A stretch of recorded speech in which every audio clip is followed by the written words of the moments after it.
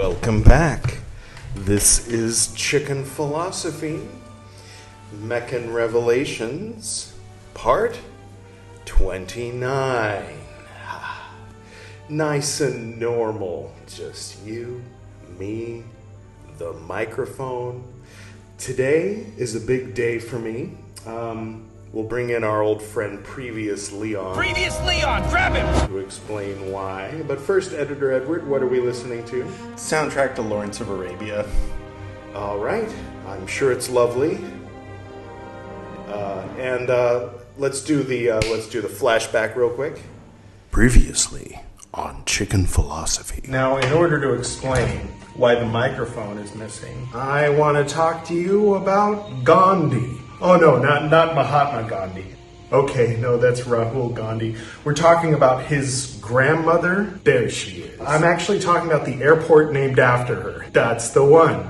So that's also known as Delhi International, where I left my laptop in the security baggage check. Around September 2nd, I'll be getting it back. So today is September 2nd, and I've got my laptop back. I was trying to record without it, and rather than I'm a little bit of an old dog, I don't want to learn new tricks, so rather than figure out how to record audio in a nice way on the Mac, using the microphone that doesn't even have a plug that is compatible with the Mac. Anyway, I'm not I was an expert. I was a computer expert in 1994, and then that was where I kind of stopped. I got distracted by turning 16 that year and becoming interested in all the things that 16-year-olds become interested in. And wow, I'm turning 46 this year, so that was 30 years ago. Oh. The nice thing is all the popular movies are nostalgia bait for my generation now. That's fun. It'll be fun until they give up on me and start making nostalgia bait for people who are 20 years younger than me or 10 years younger than me, and I don't even get the references because I stopped paying attention in 1990. I was like, what is this new crap? I'm done. I'm only listening to Depeche Mode, Oingo Boingo. I mean, Nine Inch Nails came out, and I was like, okay, that's pretty cool. I'll listen to Nine Inch Nails, but no exceptions, nothing else. Enigma was pretty cool. I think that was 89, though. Maybe it was 1990. Pretty Hate Machine was 89, too, so I guess, does Nine Inch Nails count as 80s? No, of course not. Not by any stretch of the imagination. Shall I get to the reading? Sorry, I'm just having way too much fun. So what I tried to do it without the microphone. I did 2 episodes of Chicken Philosophy, which you might have seen. Martin Luther and Secret of the Golden Flower. And they were all right.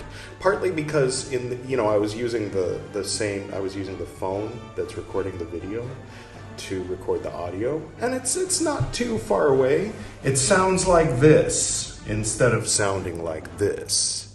So it's the quality was but for the Buddhist Books podcast, the phone was substantially far away from me, so I was sort of shouting to make sure that it picked everything up, and then I couldn't do the frame. And then another thing that happened, I'll get to the reading, I promise. I'm just being very indulgent here with just sharing things that I know that nobody's interested in.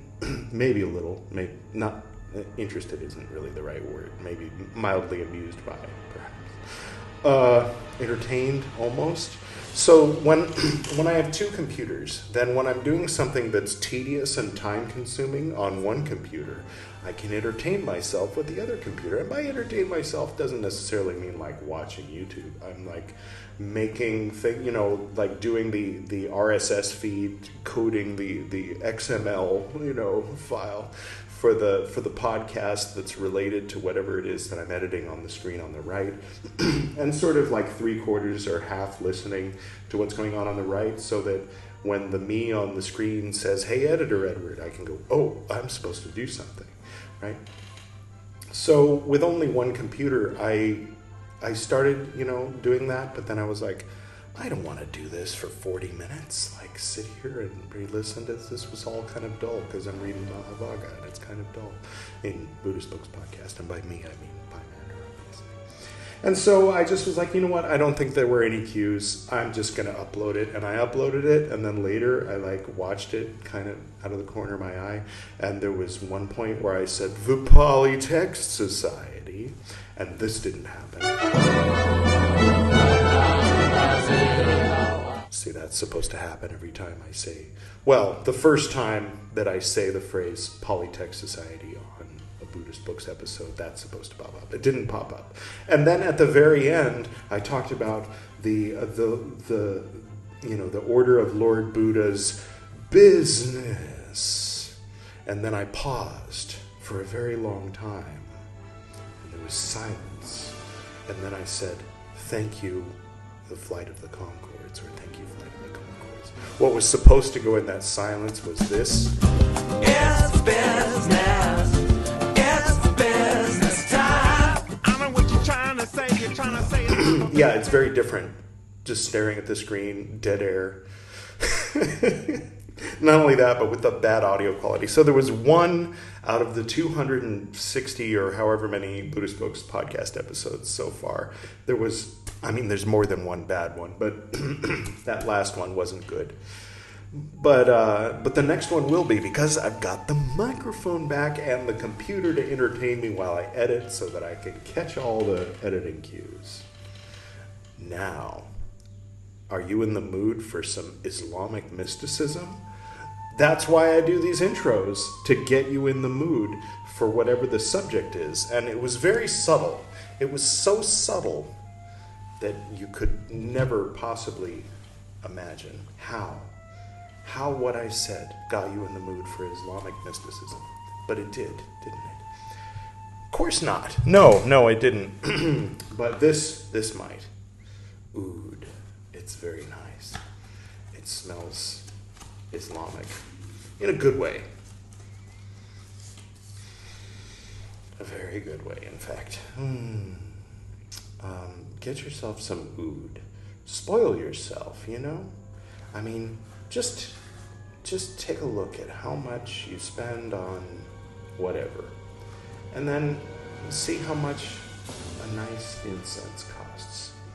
And just do the math to enjoy the experience of a nice incense. It's worth the price, I think. Up to a point. I have at one point in my life, have you ever been lucky enough? I mean, I hope I don't turn anybody off by saying this, but sometimes some people in life, they get to a point in their life, out of the 80 years, maybe once in their life, there's some kind of inheritance kind of situation or something similar, and you kind of go a little nuts for a little while. And I went a little nuts, and I started importing incense from Japan and stuff like that. And I still have some of it, so I'm an incense nut, you might say. But now I'm a little more frugal, when it comes to incense. When I see it, I buy it. That's kind of my rule. Okay, so now we're on the presence of the hour. Chapter 73, question 62. This is Michel Chodkowitz, the editor. Chapter 73 of the Futuhat, the conclusion of the opening Fasl al-Ma'arif. You're supposed to translate it into English. Sorry, maybe there was no translation. Chapters 1 through 73.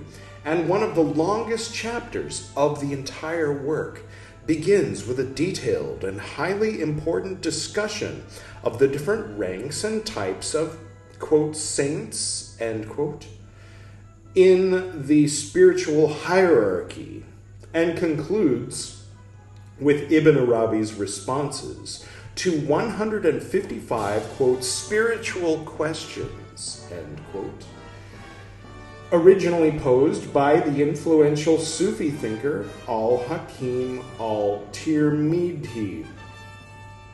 And then in parentheses, he died after 295/902. So that's probably 295 in the Islamic calendar, 902 in the Christian calendar that has come to be known as Common Era, thanks to the Romans, the Spanish, the Portuguese, and the British.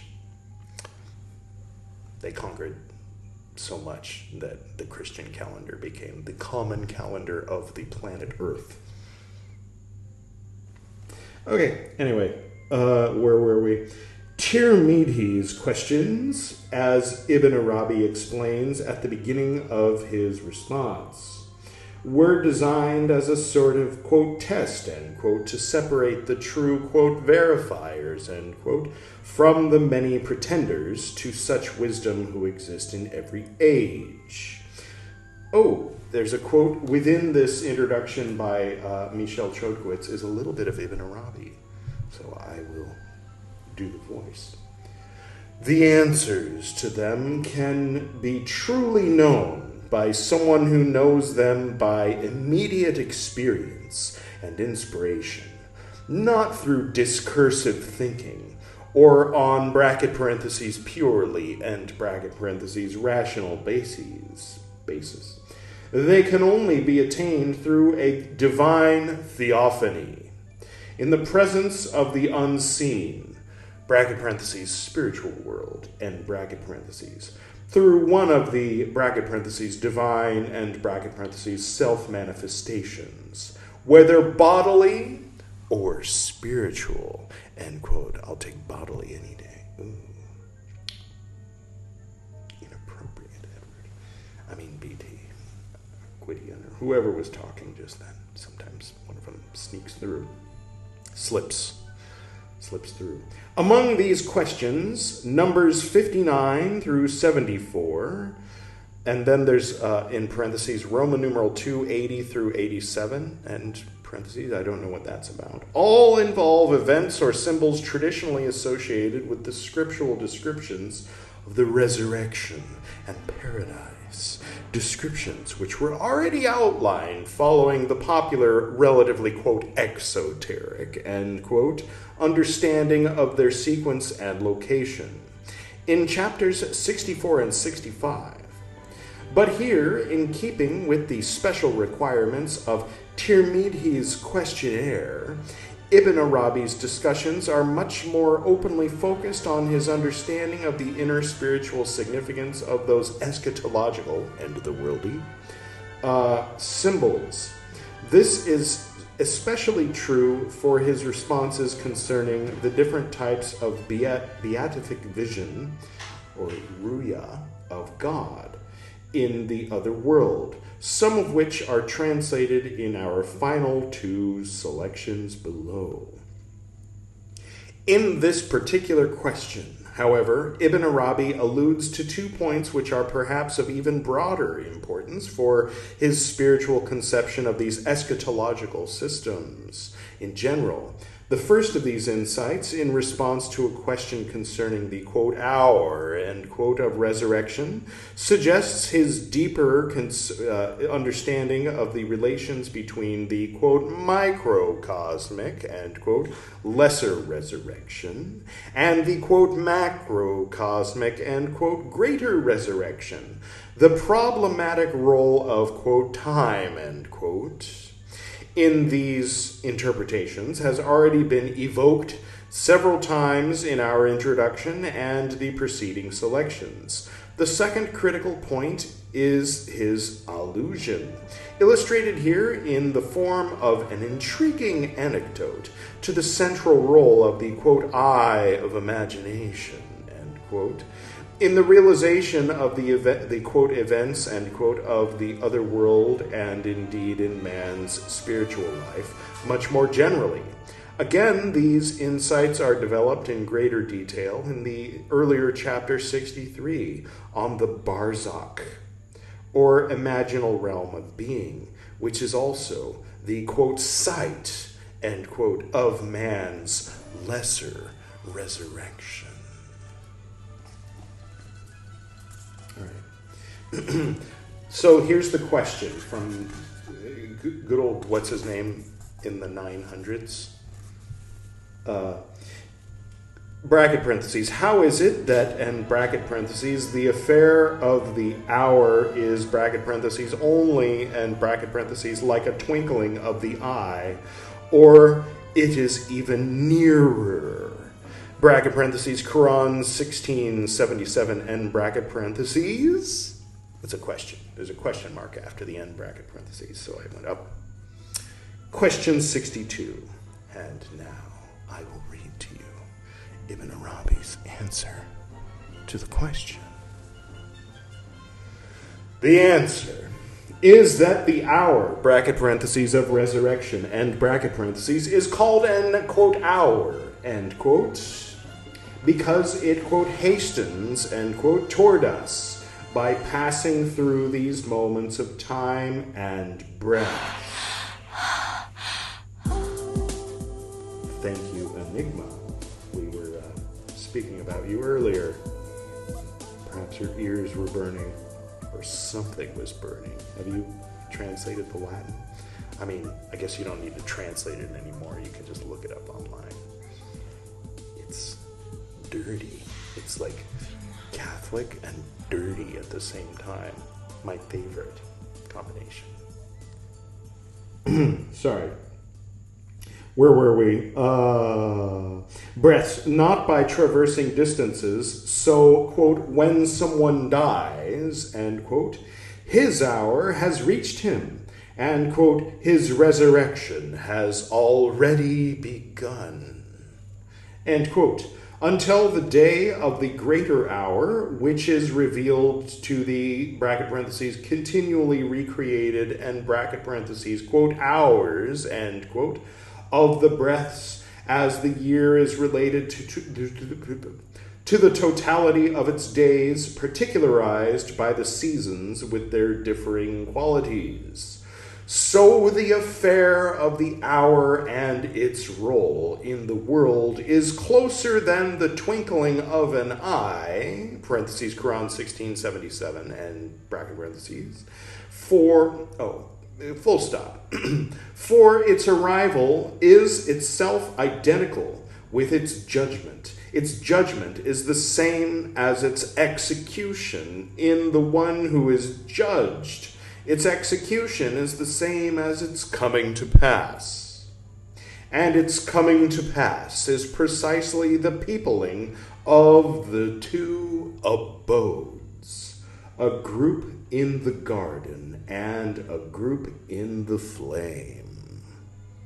Parentheses, Quran 42:7, end parentheses. Now, no one is truly aware of this, quote, nearness, end quote, but the person who is aware of God's power, bracket parentheses, as manifested, and bracket parentheses, in the existence of the imagination in the natural world, who is aware of the vast extent of the matters that are found in a single breath or blink of an eye, by someone who knows, bracket parentheses, God's power manifested in, and bracket parentheses, the imagination. Then, bracket parentheses, such a person actually, and bracket parentheses, sees the effect of that in sense perception with the eye of the imagination. I mean, I feel like what he's talking about is like astral vision, seeing with the sense perception in the eye of the imagination, right? And you know what I'm saying? Then you actually see it with your eye. You know what I mean? Like, as opposed to just like, imagine your, I mean, I don't know like where the line is exactly. I think it's a very blurry line between, if I say visualize a house, and that house is next to the ocean, and it's daytime, and you kind of get a picture in your head. There is a very blurry line between that eye of the imagination and the eye of the imagination in which you dream that you are at such a place and you're walking around in it. And I think that he's talking about both of those, or maybe leaning more toward the latter of those two. But that's just a guess. Okay. So that he is truly aware of his nearness and the, quote, folding up, end quote, of years into the smallest instant of time of the life of this world. Somebody's done DMT. Whoever has come across the story of Jawari has seen a marvelous thing that illustrates this sort, bracket parentheses, of phenomenon, and bracket parentheses, and I'm very grateful that it's not Gwydion reading this today, because he would have made an obscene comment about coming across what's likely a sacred text, and that's just gross, Gwydion, and disrespectful. But I am not above going with the phenomena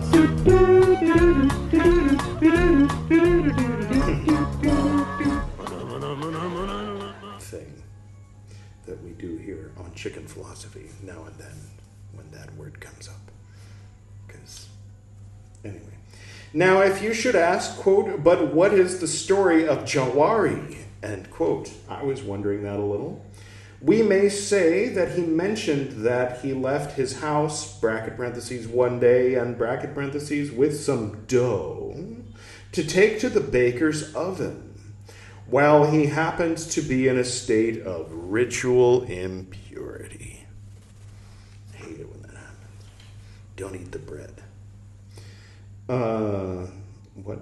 So, bracket parentheses, after dropping off the dough at the baker's, end bracket parentheses, he came to the bank of the Nile to do his ablutions. And there, while he was standing in the water, he saw himself in the way a dreamer sees things, as though he were in Baghdad.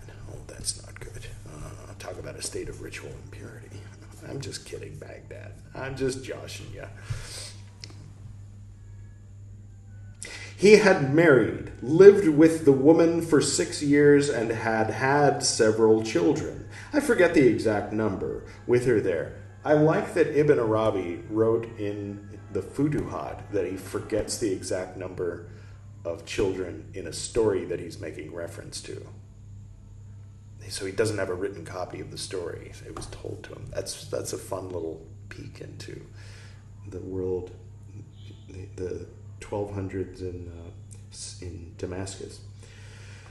When he was writing. Then he was returned to himself, bracket parentheses, i.e. in his ordinary consciousness, end bracket parentheses. Was it 1200s or 1100s? I always forget.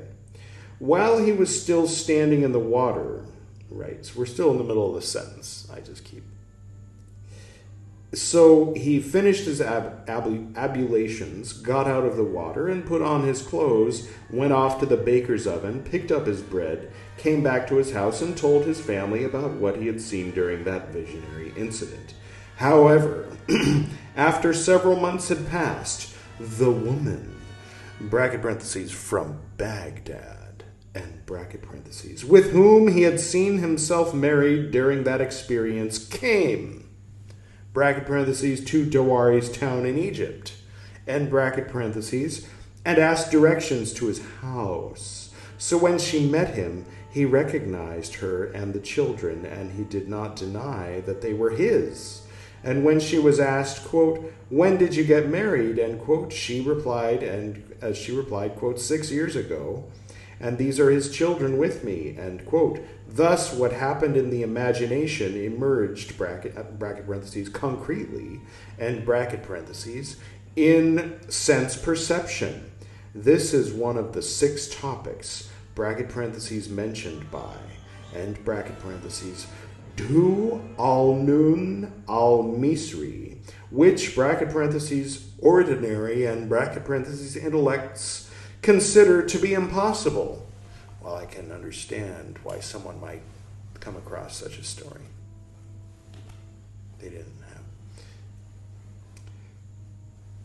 much in the way of... But God is omnipotent. Quran 22:74. In the world, he created it with, bracket parentheses, a wide range of, and bracket parentheses, diverse properties. Just as the property of the intellect among ordinary people is different from the properties of sight, hearing, taste, And the other powers, bracket parentheses, of perception, and bracket parentheses, among the usual run of men. Thus, God singled out his saints by bestowing, bracket parentheses, special spiritual, and bracket parentheses, powers with, bracket parentheses, unique, and bracket parentheses, properties like these. Powers that are only denied by someone who is ignorant of the, bracket parentheses, unimaginable, and bracket parentheses, power and ability that is appropriate to the divine proximity. There is sufficient, bracket parentheses, illustration, and bracket parentheses, of this matter in the ascension of the messenger of God, with those immense distances he traversed in a short period of time. All right, cool. That's, he answered one of the questions, and the next page, it seems to go on to the introduction and the answering of another question. So I'm going to stop reading there for today.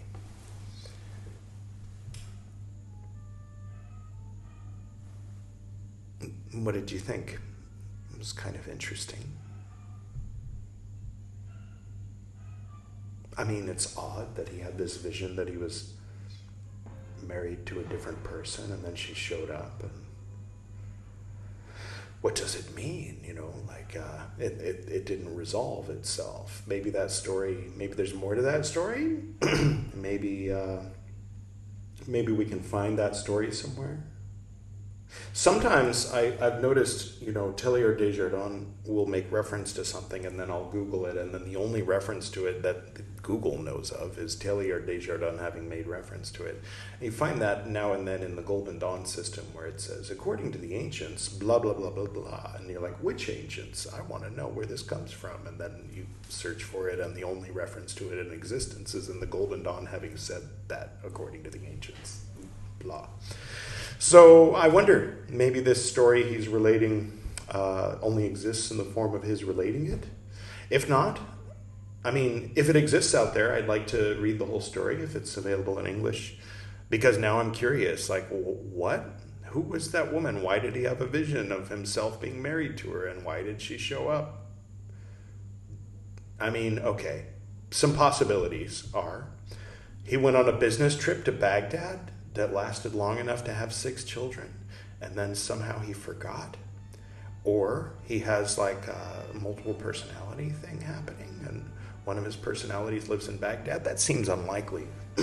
Or he has an identical twin or doppelganger who has that family, and thus when she came to Egypt, she recognized her husband, who she thought was missing or dead or something, and then she said, hey, that's my husband. And he's like, yeah, that's my wife. We live in Baghdad, have 6 children, even though I live here in Egypt and have 2 children. Or some kind of interdimensional crossover, bleeding over between 2 different possible realities. You see what I mean? I'm just like, the eye of my imagination is going nuts. And the nuts of my imagination are going I. It's like a yin and yang. Not much like a yin and yang. Are you still here? If so, feel free to click like and subscribe, because apparently either you like this enough to watch it, or you accidentally left it on. Either way. Or you left it on purpose. I know there's one guy who's like, hey, I do leave it on in the background, but intentionally, because I like it, not accidentally. I'm like, okay, that's cool. However you watch it, I don't care. I don't mind. I try not to think about it too much.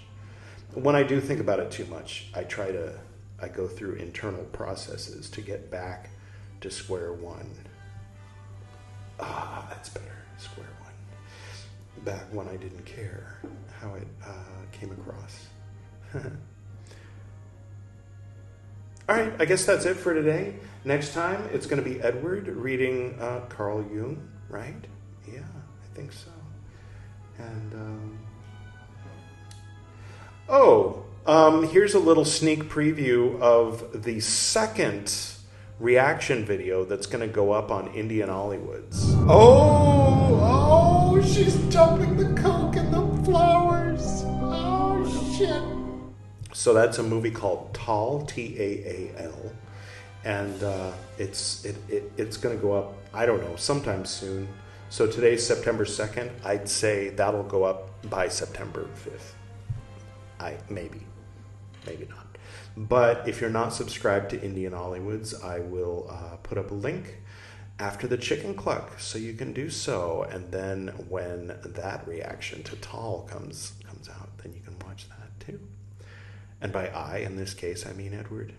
Sometimes I forget that I've got this whole there's 4 different people with the same face thing going on, and I just sort of blend them all together.